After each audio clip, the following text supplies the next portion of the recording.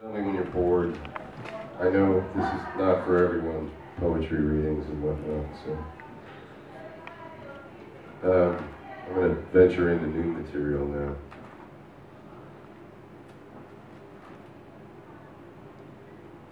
This is, I remember the last time I read that Dave and I did a reading tour like this in support of One Brittle Nerve, the wine list.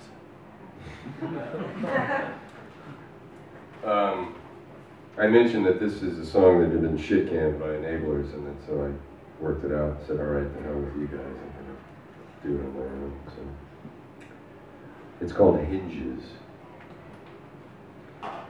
The Bill who pops up on a corner somewhere between the lower pails of windrow and reek of concrete horns. A maligned but going shred of promise. Navigating the rabbles of Broadway's exquisitely starved. Footwork like to boast the grace of fleet middleweights moving through trouble. Microcharged. Here a trench coat and jauntily cocked chapeau.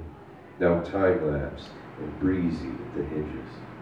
The Bill who sees you first. And yet, Sumpy squalor in the wake of all his lowly mornings. Sumpy carries the arch old nights damned and disgusted on his ass for all to see and not to see too closely another old night's flounder beat of batteries and state maps. Worse than a morning's glare when he'll pop up on a corner maligned but going, enduring, a continuing shred of promise built, going, propped up by a grin death daily affords for all to see and not to see too closely the old scatback's prim footwork, once the neighborhood surpasses his drastic farce, and turns out in their summer wear on an evening like this, almost shocked into it. Just kissing May and already close to 90 degrees. A barbecue's underway down at the overpriced prop shop. I wonder if the carmine works. With what coolness night will bring. Lit from within. The smiles hesitant.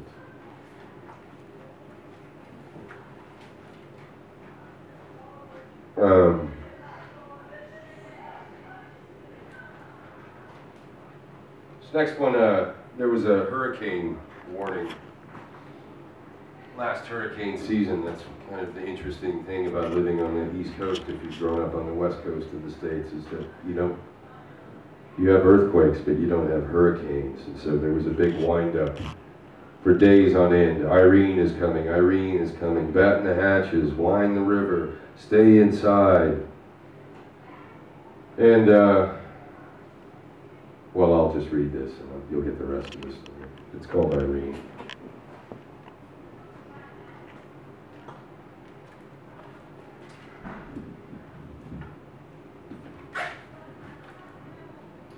The streets are empty as night arrives. And down here among the concrete flats, the occasional red and blue lights of a cop car haze the walls. It's not enough to see how we've been broken down into neighborhood zones, warned to stay inside, waiting to see what the river might do. Everyone speaks in the same forlorn language and then tires of it, cycling back to some giddy throe of anticipation, advance, rattle, and whistling among the trees and the bridge overhead. This is how the ancients felt, which is to say, in repetitive moments and with all due clarity and simplicity.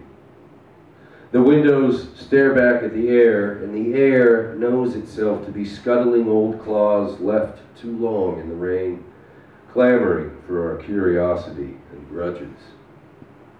Condensation on their rimy, menacing arches. A maniacal voice from the past keeps springing to mind. Cabin fever, cabin fever. Until the radio's soothing ambient tunes ward off the threat and let us wallow in something like a mood for wavering in and out of sleep, feeling between the wall and mattress for books gone missing. Quiet has little or no influence anymore. Speculation crushed it to a mild heat under gray skies. The neighborhood is looking for signs, but finds only the matted leaves on the ground. They look hungover, leaves and seekers both. Whatever anticipation we had has left very little on our skin or in our guts. For the first time in months, we feel like breaking into a long sprint.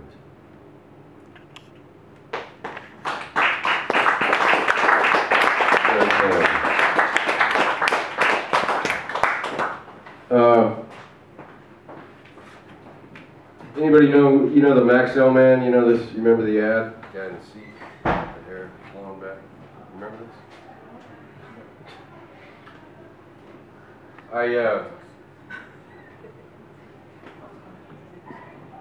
I was going to start writing this about a very good friend of mine, and then I somehow, in the process of doing that, I began to think of the Maxell man, the ad, because of certain lines. And so I just decided to hell with it. I'm going to go with the Maxell man and crucify celebrity and how brutal it can be.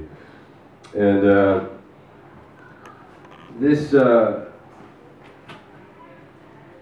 I did a little research because I wanted to see a picture of it again. I had seen it. There was a big billboard above 8th Avenue in New York City, and I was surprised to see it. I mean, it's huge. One of these massive New York billboards, and it was the Maxell man. It was the same ad. And this thing dates back to, Christ, the late 70s or something. And I was just shocked to see that it still had currency, being an ad for tapes, after all. But